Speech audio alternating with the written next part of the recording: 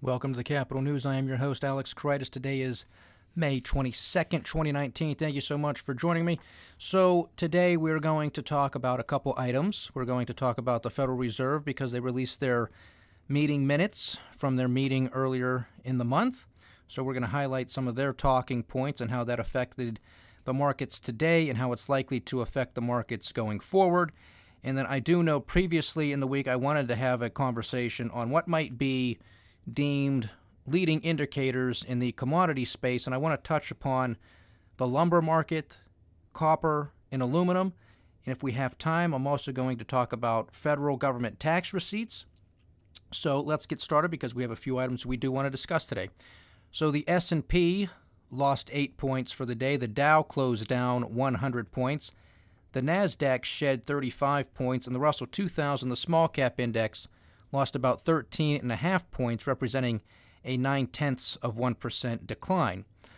Oil, we're talking WTI, lost about almost 2 percentage points today here, and it now sits at $61.15 a barrel. Same situation with Brent, now at $70.51 a barrel. We remain in the world of headlines where everything is unexpected. So in regards to the oil markets, U.S. crude inventories have once again, quote-unquote, unexpectedly rose. I think this is the second or third consecutive report where they have, quote-unquote, unexpectedly risen. So something's amiss here. We either have our experts, energy analysts, economists out there who are just missing the boat, or we have our energy companies just pumping this stuff out like it's going out of business. Or maybe, and this makes more sense to me, the reason that we have an increase in these inventories is because the demand for oil is going down. And that is fitting with all of the other economic news that we discuss here on a daily basis. So the demand side of the equation is slowing down. That's not a good thing. Now, is anybody else going to discuss this? No, they're just going to say, look, here's the headline. They unexpectedly rose, and now we have the prices going down as a result of that. Okay, now that might be a good thing for the consumer who's already tapped out. Credit cards, maxed out. Credit card defaults on the rise once again. So maybe the consumer will get a little bit of relief at the gas tank. Now, I doubt that's going to take place anytime soon, but anything is better than nothing. Now, don't forget, we still are in the midst of saber-rattling in Iran, and we're still meddling in Venezuela. So anything could turn on a dime. Plus, we still have to contend with the production cuts that are supposed to take place from OPEC and Russia both. So we'll see how that has an effect moving forward. Nevertheless, I still stick with my stance overall that oil prices are heading down.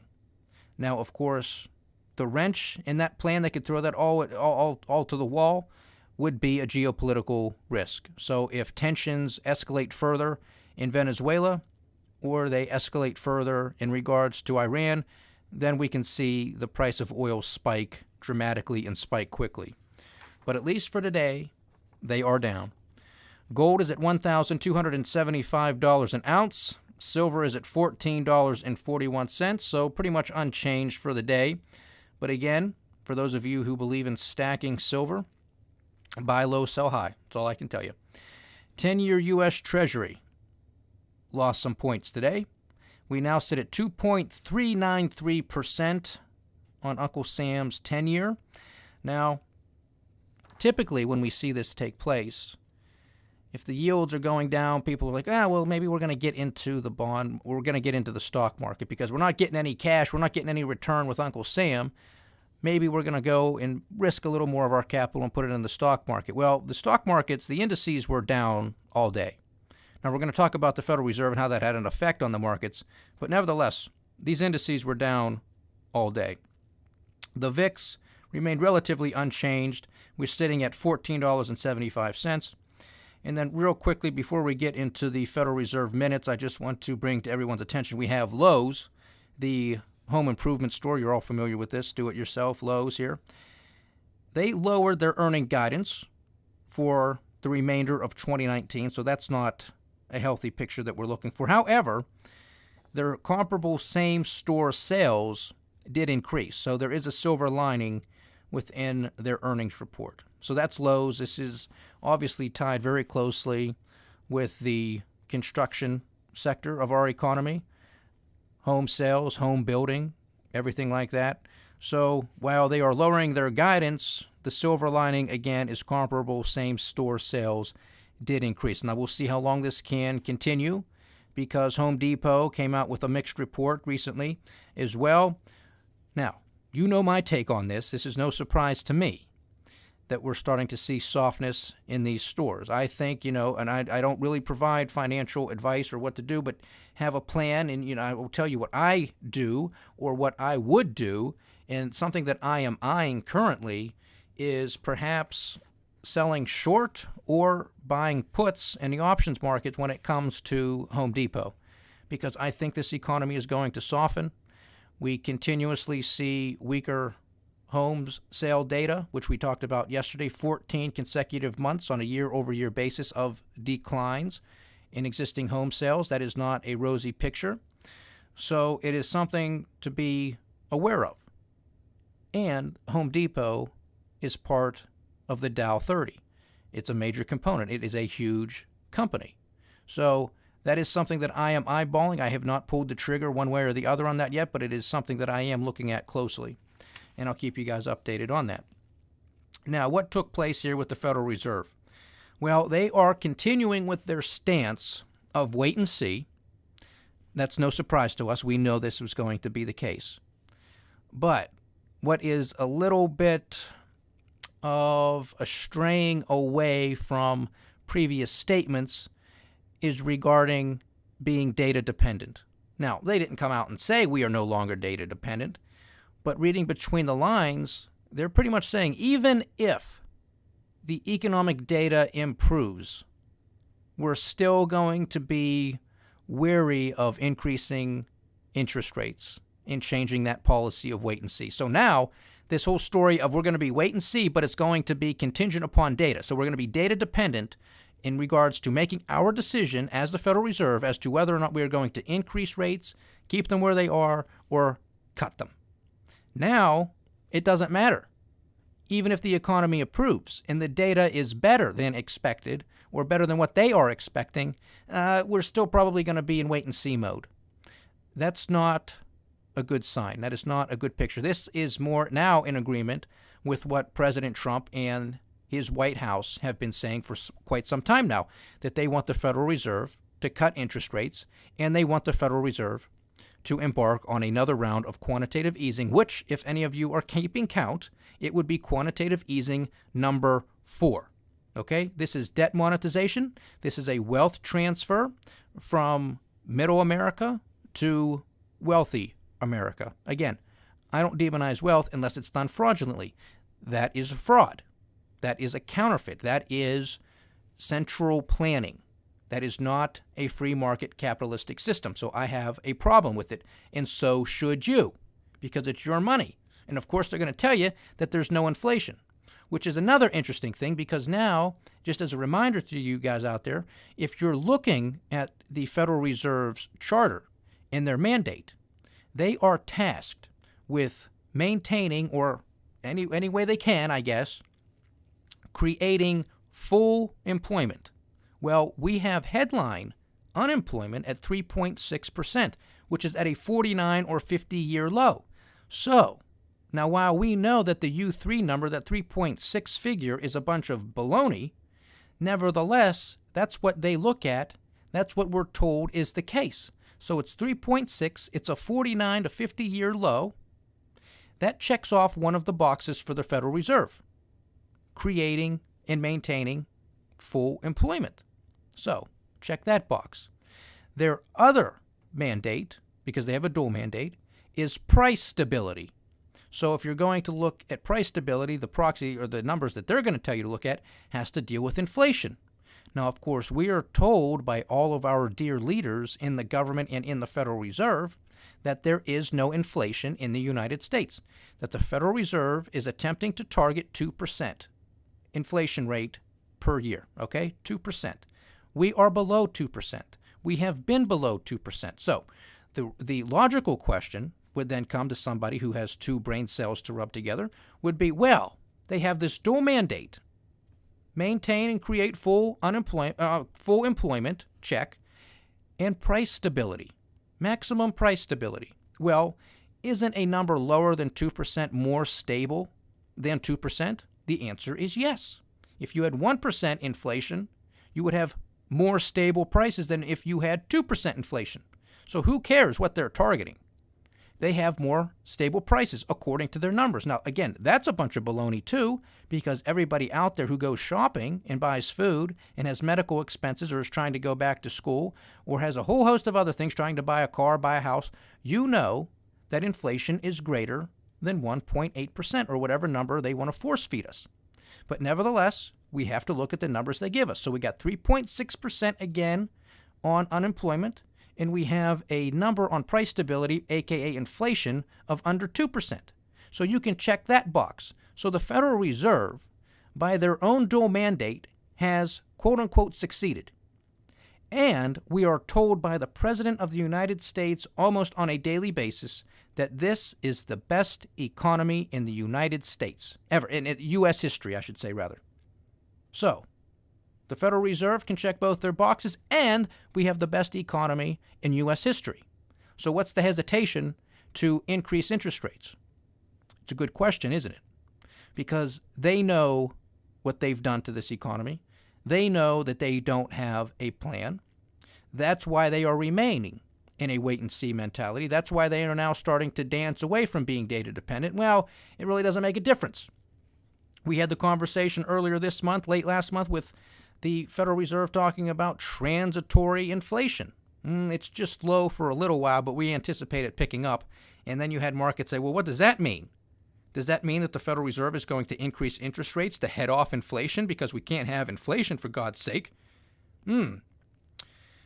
It's anybody's guess. It's anybody's guess, because this whole 180 policy reversal that we have been talking about here since the start of this podcast back in early February, it's in tandem with, again, the 180 policy reversal from the Federal Reserve in the fourth quarter of 2018.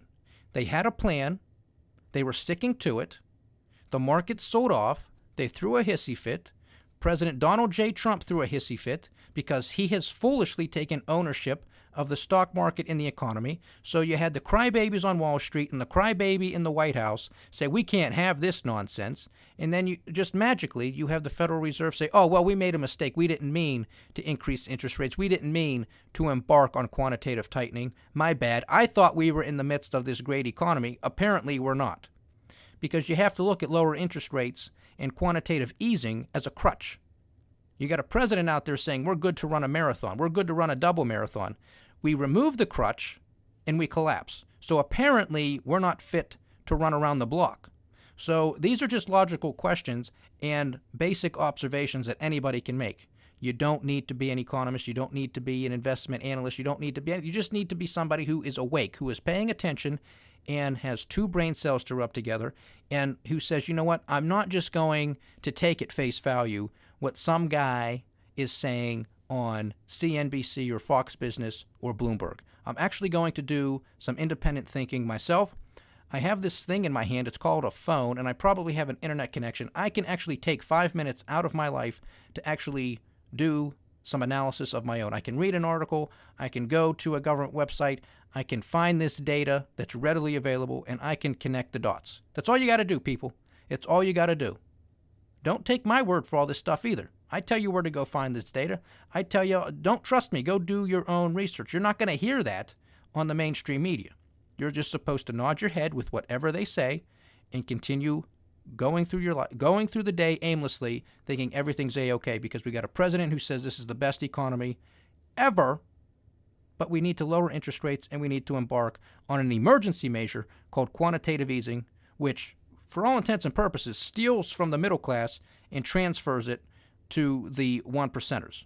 I don't want to be about class warfare, but that is what takes place. That is how it moves. That is the inflation that nobody wants to tell you exists. Now, some other quick headlines here.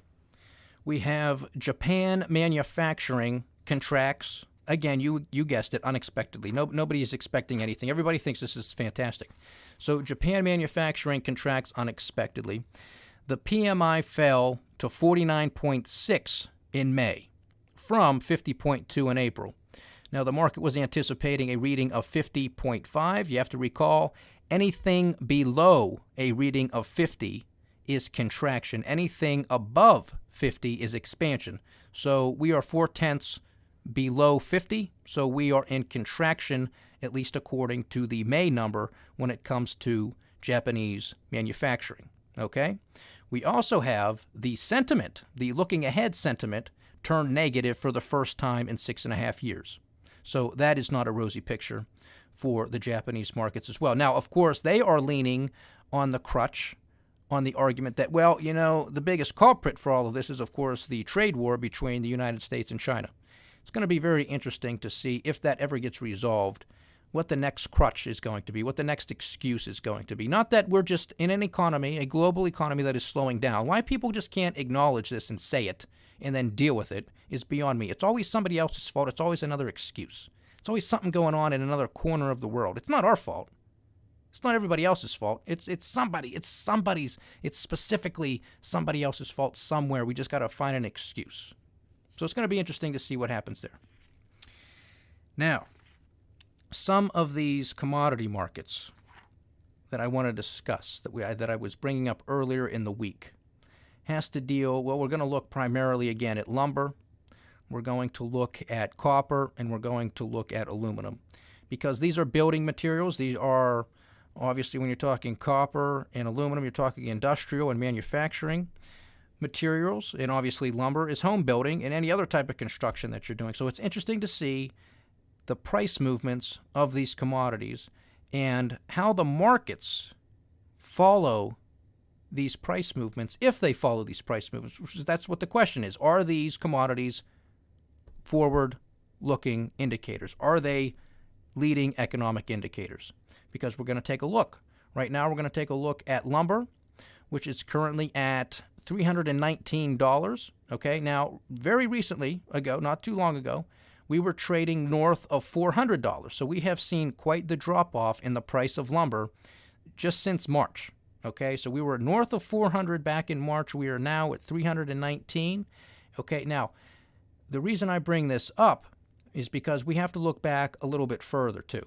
Because that's not enough. Because we have to take a look to see, well, where were we back in the fourth quarter of 2018? Because is lumber a leading indicator as to where the stock market, where it might be headed? Well, if you're looking at the price of 319, or let's just call it the low 300s, the last time we saw this price was, you guessed it, back in the fourth quarter of 2018. So that does not mean that the stock market is going to have another crash, if you will, a very quick crash like it did in the fourth quarter of 2018, where we're going to see a decline of 10 to 20%, maybe more. However, that is what took place in the fourth quarter of 2018. So it's something to be mindful of, because this is a product, this is a commodity that tells a growth story. Now, the other story that I want to talk about before I get back to copper and aluminum, because I forgot to mention it earlier at the head of the program, was the Dow Jones Transport Average. Okay? This is obviously known as the Dow theory, which just states that, look, we're looking at the companies, the logistics firms that move goods from point A to B. And if there's a slowdown in trucking, in rail, in goods from getting from point A to B, well, then perhaps that is signaling a slowdown in the broader economy. It makes sense. And that's why this has pretty much been the Dow theory. It has stood the test of time. Again, it is not the end-all, be-all, but it is a piece to our economic puzzle, which is why from time to time I will mention it. Now, the reason why I mention it today is because the Dow Jones Transport, it sold off 178 points for the day, representing a 1.7% decline for the day. So that ain't small potatoes. That ain't small potatoes. Now, the last time we were at this level on the Dow Jones Transports was back a couple of months ago, But previous to that, it was again, you guessed it, in the fourth quarter of 2018. So we know that the Dow Jones Transport is a forward-looking indicator as to where the markets are likely headed in the future. That is rolling over. That is not painting a rosy picture. I have the lumber chart in front of me right now. Again, we are trading at about $319 on lumber. The last time we saw these prices in this range for a consistent period of time was late third quarter of 2018 and throughout the fourth quarter of 2018. And of course, during that time frame, we saw the stock market sell off 20%. Again, that does not mean it's going to happen again, but it's something to be aware of. Now, let me see here if I can find copper. Yes, I can. There it is. So here now, if I'm looking at our price of copper in the chart here, we are trading at $2.73. The last time we were in this range was back in February. So we're basically just wiped out 3 months of gains in the copper market. Okay, now, if you want to go back to where we were in the fourth quarter of 2018, you guessed it, we're right back at that price level. Now, of course, there was also a bigger sell-off in the fourth quarter of 2018 in regards to the price of copper, and we actually went south of $2.60. Okay, but something to be mindful of, these are the same trading ranges. So you got the Dow Jones Transports, you got lumber, and now you have copper. 3, to me, leading economic indicators as to where we are headed. Okay, now those are those markets.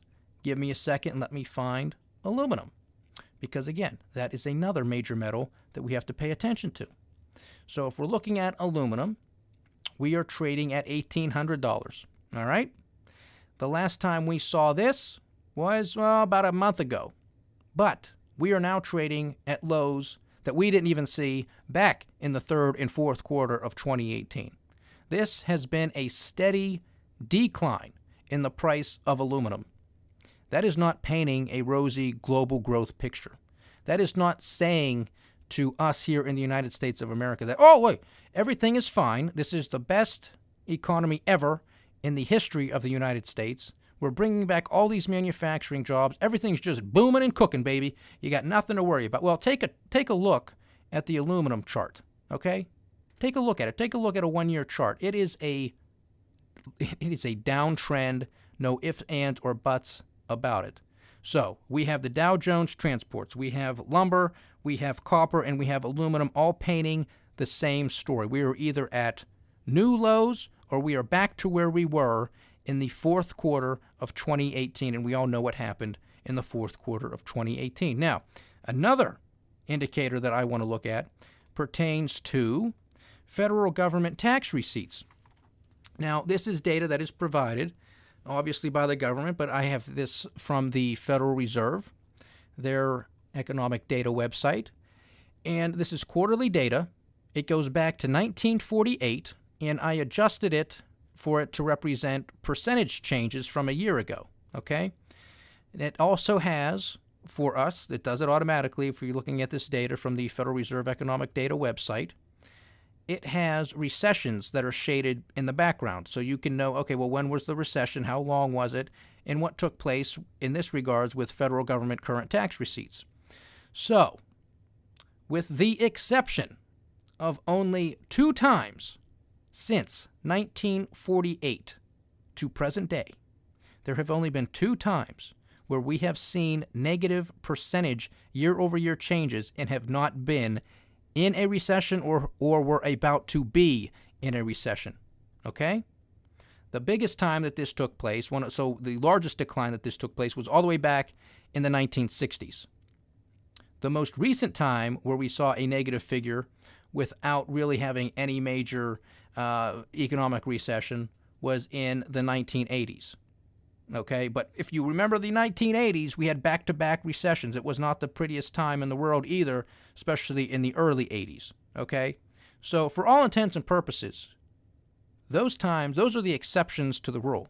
So if you're going to look at federal government current tax receipts as a forward economic indicator, as a leading economic indicator, which I believe it is, if you're looking at the current data right now, we have been in negative territory year over year, since the fourth quarter of 2017. Not 2018, since 2017. So, if you're going to conduct some reasonable analysis here, what would one conclude? Well, I tell you what I conclude.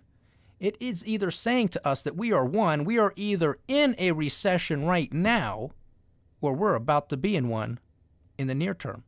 And when you look at a whole bunch of other leading economic indicators, when you look at the yield curve, which we've discussed here many times, and we will continue to discuss it, but that's the difference between, well, you can pick whatever two bond yields you want to talk about, but typically we're going to be looking at either the 2-year versus the 10-year U.S. Treasury or the 3-month bill versus the 10-year, and we've seen inversion in regards to the 3-month and the 10-year, which, historically speaking, predicts recessions. Again, not imminent, historically speaking, but on the horizon. 12 to 18 months is your average.